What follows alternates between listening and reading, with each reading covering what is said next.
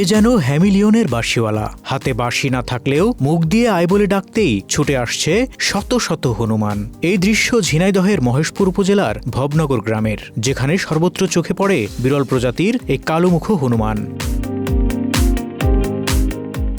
গত 10 বছর ধরে বিলুপ্ত প্রায় এই হনুমানগুলোর দেখাশোনা করছেন পশুপ্রেমী নাজমুল হাসান। জানা গেছে, উপজেলার সীমান্তবর্তী শ্যামকুর ইউনিয়নের ভবনগর গ্রামে ব্রিটিশ আমল থেকেই বসবাস কালোমুখ এই হনুমানগুলোর, যেখানে পার্শ্ববর্তী দেশ ভারত থেকেও হনুমান এসেছে। তারা 5 থেকে 6টি দলে বিভক্ত হয়ে আপন মনে ঘুরে বেড়াচ্ছে যেখানে সেখানে। তবে সরকারিভাবে খাদ্যের বরাদ্দ সীমিত হওয়ায় লোকালয়ে এসে ফসলের ক্ষতি করছে হনুমানগুলো।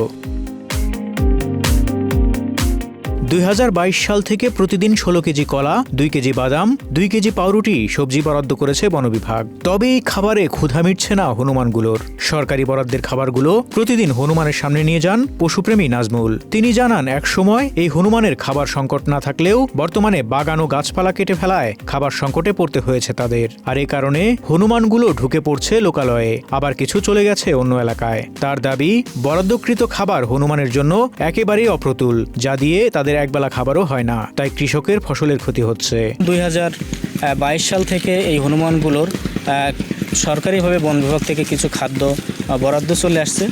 খাদ্য বরাদ্দের তুলনায় এই হনুমানগুলোর জন্য অপ্রতুল্য। একবার যে খাবার দেওয়া হয় এদের পেট ভরে না এই খাবারগুলোতে। তা এই হনুমানগুলোর রক্ষার্থে এবং এদের অন্তত একবেলা পেট ভরে খাবারের জন্য আমি সংশ্লিষ্ট যারা দায়িত্বপ্রাপ্ত আছেন তেনাদেরকে বলতে চাই, অবশ্য একবেলা খাবারও যদি পেট ভরে এই হনুমানগুলোকে দিতে পারি।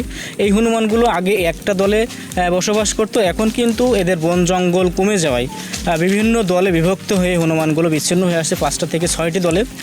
কোনো দলে 30টা, কোনো দলে 20টা, কোনো দলে আরও বেশি, এরকম সংখ্যায় এরা বিস্তার করেছে। আরেকটা বিষয়, আমাদের পার্শ্ববর্তী দেশ ইন্ডিয়া থেকে কিছু হনুমান আসছে। এই হনুমানগুলো এখন আমাদের বাংলাদেশে বসবাসরত, আমাদের এখানেই আছে। তো টোটালি আমাদের চাষিদের এই হনুমানগুলো পর্যাপ্ত ক্ষতি করে থাকেন, যেহেতু তাদের খাদ্যশস্য বড় বড় প্রাকৃতিক যে খাবারগুলো, বড় বড় গাছ না থাকার কারণে চাষি শস্যর ওপরে এরা বেশি ক্ষতি করে থাকছে। আমি ঊর্ধ্বতন কর্তৃপক্ষকে বলতে চাই, আপনারা যদি একটু এই হনুমানগুলোর দিকে আর একটু খেয়াল রাখতেন, এদের যদি একবেলা হলেও পেট ভরে খাবার দিতে পারতাম, তাহলে হনুমানগুলো ভালো থাকতো, চাষিরাও তাদের চাষি ফসল ভালো রাখতে পারত।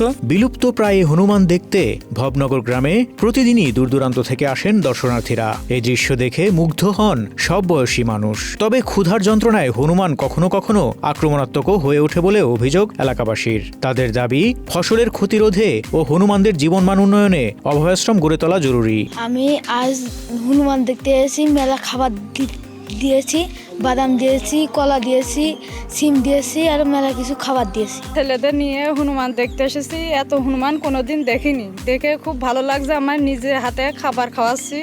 যদি খাবার, যদি পর্যাপ্ত খাবার যদি কেউ দিত খুবই ভালো হতো। আমাদের এই ভবনগর আমার জন্মের আগে থেকেই দেখছি, জন্মের পর থেকেই দেখছি যে এই গ্রামে ওরা থাকে।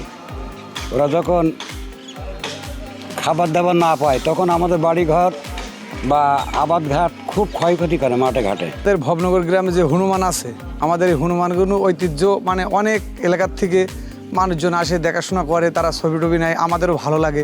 আমাদের এখানে 200 হনুমান আছে।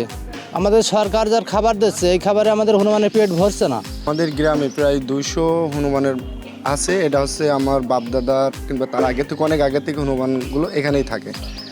আর আমরা এখানে হনুমানগুলো যতই আমাদের ফসল অনেক নষ্ট করে, তারপরও আমরা অনেকটা দেখভাল করি। তারপরেও বেশ কিছুদিন ধরে খাবার দিচ্ছে, কিন্তু খাবারের যে পরিমাণ দিচ্ছে সেই খাবারের পরিমাণে হনুমানের কিছুই হচ্ছে না, কারণ তাদের যে পর্যাপ্ত খাবার লাগে, যে খাবার এখন নাজমুল ভাই দিচ্ছে সেটা অতি নগণ্য। এদিকে বন বিভাগ বলছে, হনুমানগুলোর জন্য প্রতিদিনই সরকারিভাবে খাবারের ব্যবস্থা রাখা হয়েছে।